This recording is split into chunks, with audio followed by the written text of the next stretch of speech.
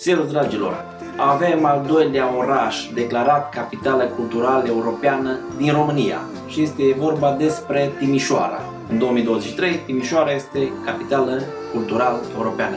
Al doilea oraș, prima dată în România, a fost Sibiu în 2007. Am ajuns să ne plimbăm prin Timișoara, întâmplător, prin orașul vechi, prin cetatea veche a orașului sau cea mai rămas din cetatea veche. Pe lângă faptul că mă bucur că orașele noastre din România capătă valoare și capătă cumva imagine în afară, eram și eu curios să văd cum s-a pregătit și cu ce ne așteaptă Timișoara în anul de grație 2023. Încă nu este cunoscut programul pentru 2023, dar ce pot să fac? Pot să împărtășesc cu voi cu ce ne așteaptă Timișoara sau cum s-a pregătit Timișoara pentru ce urmează. Pentru cei care nu mă cunoaște, sunt Mihai și îmi place să călătoresc și să împărtășesc cu voi din călătoriile și din excursiile mele. Am ajuns întâmplător în Timișoara și de un grup format de prieteni am hotărât să avem ghid turistic pentru orașul Timișoara. Și acest ghid turistic ne-a plimbat foarte frumos prin orașul vechi și mai frumos prin istoria locului. Timișoara a fost ocupat, dacă nu știați, de 3 mari imperii. Din păcate, o parte din istoria orașului mai apare doar pe hârtie, după cum vedeți pe hartă, cam așa arăta cetatea Timișoarei. O parte din ele dăinuie și astăzi, iar o parte vor străluci în viitorul mai mult sau mai puțin apropiat. Întâlnirea cu ghidul a fost undeva în parcul castelului, care teoretic găzduiește Muzeul Național sau Muzeul Local al Banatului. Din păcate, muzeul este închis de 16 ani. Cumva se speră că la anul se va deschide măcar o aripă din acest castel. De aici plecăm spre prima piață din orașul vechi, care este Piața Libertății, unde poposim un pic și unde ne vom întoarce mai târziu.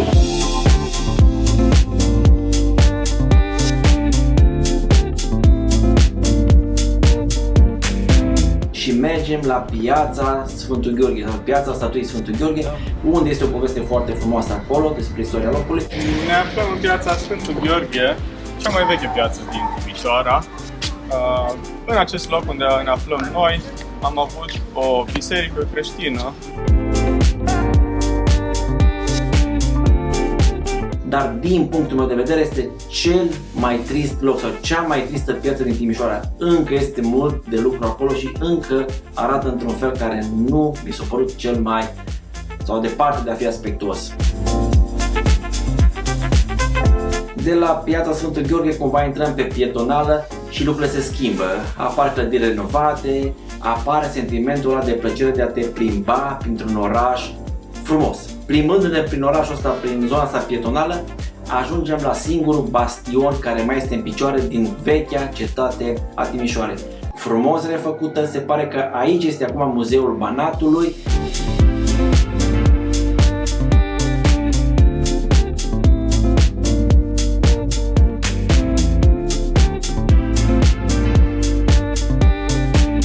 Și pe aici sunt niște povești foarte faine împărtășite de ghidul nostru cu noi. Cetatea bastionară a Timișoarei cu cele 9 bastioane despre care v-am povestit.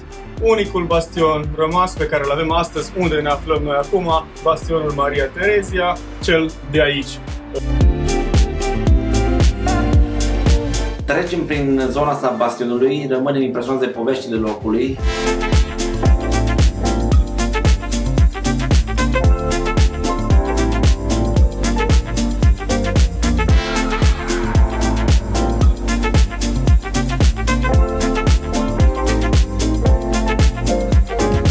Și ajungem la Palatul di Casterial sau ceva de genul ăsta, care este cumva o replică la Palazzo Medici Riccardi, care la un moment dat a fost cea mai mare clădire din orașul Timișoara. Acum este judecătoria, tribunalul și tot ce ține de partea asta legislativă. De la zona asta, de la bastion și de la tribunal, pornim spre zona 0 a Timișoarei și este vorba de Piața Unirii. Aici, într-adevăr, se vede că lucrurile sunt aproape finalizate.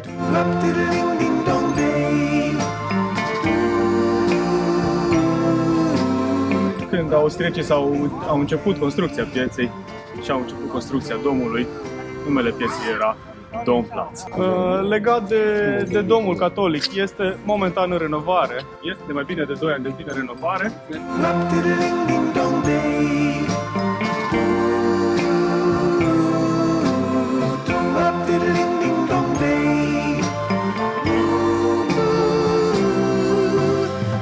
practic toată această latură a pieței aparține comunității sârbești din Timișoara.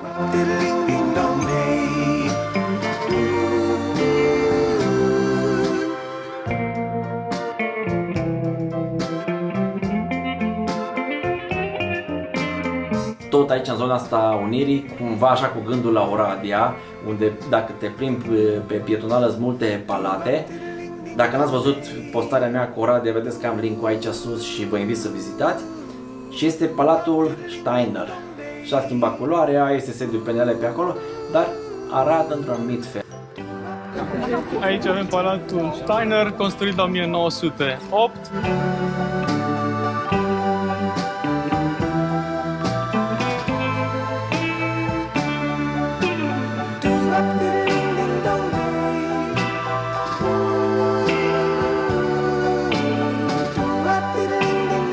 Fain să pierzi un pic de timp acolo pe zona aia pietonală, pe străduțele din orașul vechi al Timișoarei. Unele sunt chiar fain puse la punct, unele mai au puțin de lucru, unele zone. Și ajungem înapoi în Piața Libertății, unde există câteva povești foarte faine spuse de ghidul nostru.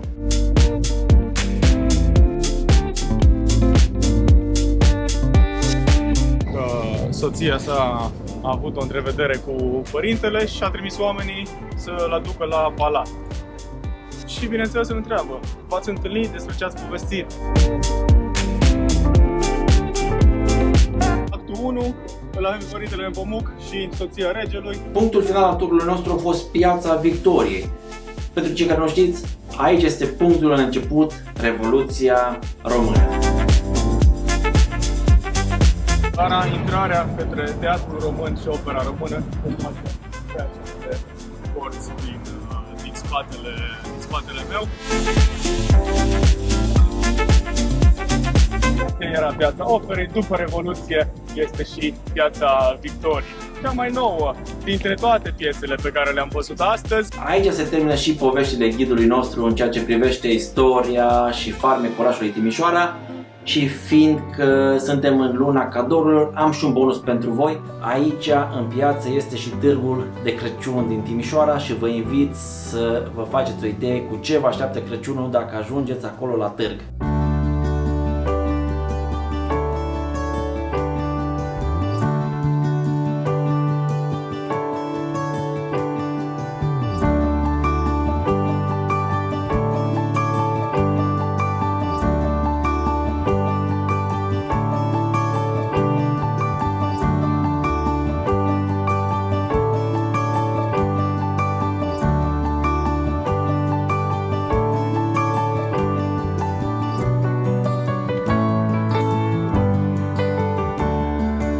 Gata tura, mai departe, dacă doriți, programați-vă o călătorie înspre Timișoara, pentru că eu consider că merită să ajungi acolo și să aprofundezi un pic locul. Cel puțin în 2023 sunt convins că ne așteaptă cu multe lucruri frumoase.